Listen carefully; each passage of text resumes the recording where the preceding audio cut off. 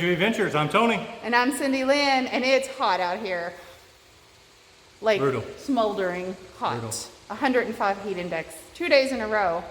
And we are sweating bullets. But anyway. And we're in the shade. We had to learn from the Amish. We watched them out in it, so we're like, well, if they can do it, we can do it. Yeah, I don't think we're doing it as good as they are, though. Anyway, so we're building sort of a utility room out here in the Polebarn part of the garage. We got it all framed up, and Tony says that because of the building inspector rules and regulations that we have to have this, so we're building it. Basically, all of the utilities will be inside here. So if we put geothermal, the geothermal will be in here, the water heater will be in here, the in-floor heating system, the control system for that will be in here. The water softener. Water softener. I don't think there's going to be enough room for the air conditioning unit, what's the thing called, heat pump, whenever we get it. But I'm going to put a thick roof on this. I'm going to put like a 2x12. I got a whole bunch of 2x12s left over that I framed up for doing concrete. I'm going to put 2x12s on the ceiling as my roof, and then that way I can plywood on top, and we can put the HVAC up there. So then it's up and out of the way and not in the way. We also need to put the electrical panel on this. Did you say that? That was actually one of the big items because the garage is enclosed and finished.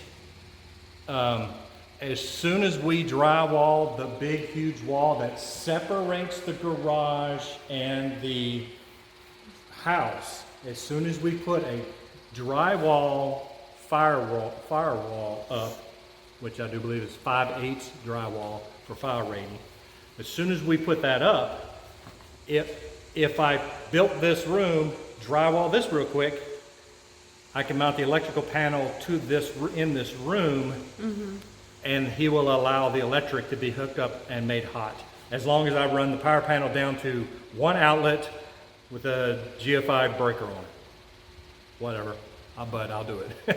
Yeah. So literally a lot of this is playing double duty. One, we want to get the wiring hot, because then technically I can activate all the wall sockets in the garage. I can activate the ceiling lights in the garage and the RV plug in the garage. So technically we could bring the RV in here and we could live out of the RV if we had to. Yeah, we'll have to. Yeah, we have to be out in a month and a half, so. And we can have air conditioning in it. We need it right now. Whew. All right, well, we're gonna stand in front of the fan for just a minute and cool off.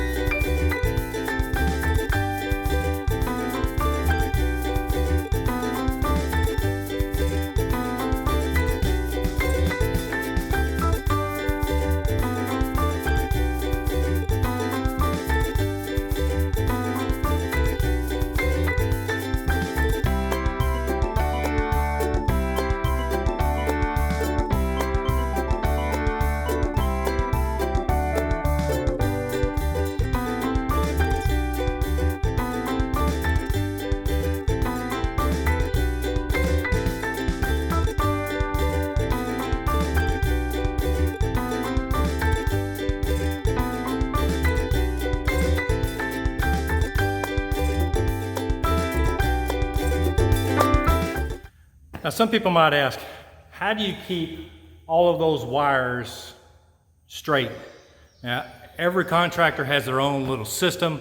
They might mark X's on the wire or something of that sort, but literally you write on the wire what it's going to, what sockets you run into, what's connected, and things of that sort. And then also jot it down on a piece of paper or a map, draw a floor plan of your house and what they're going to.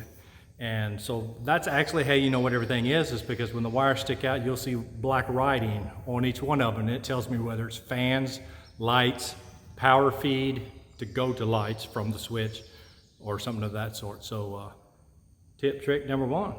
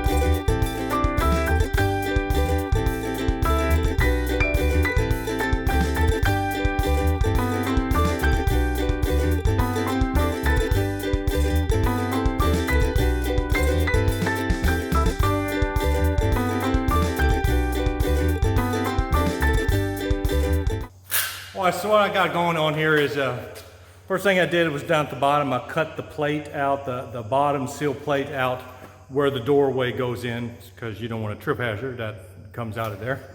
And next is I put a header board over the top for the door to attach to.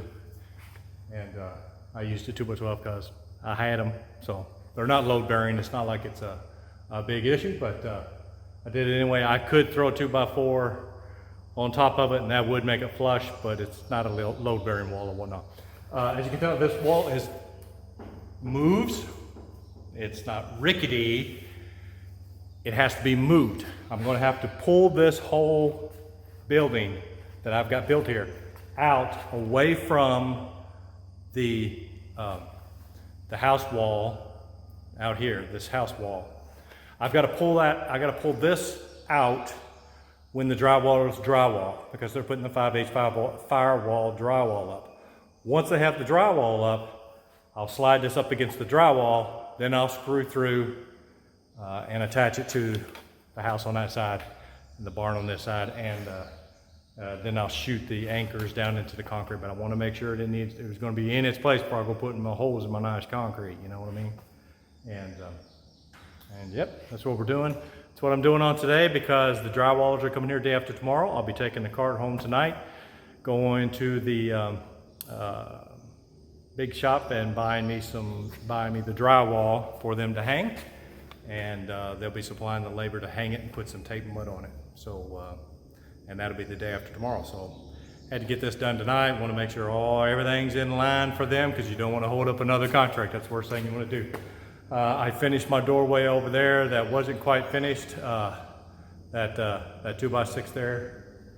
Got that put in, finished that door. My other door over here needs to be finished, and when I go to the store tomorrow, I'll get my 2x6s.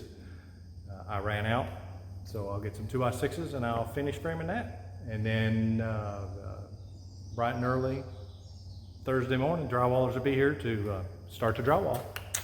Stay tuned.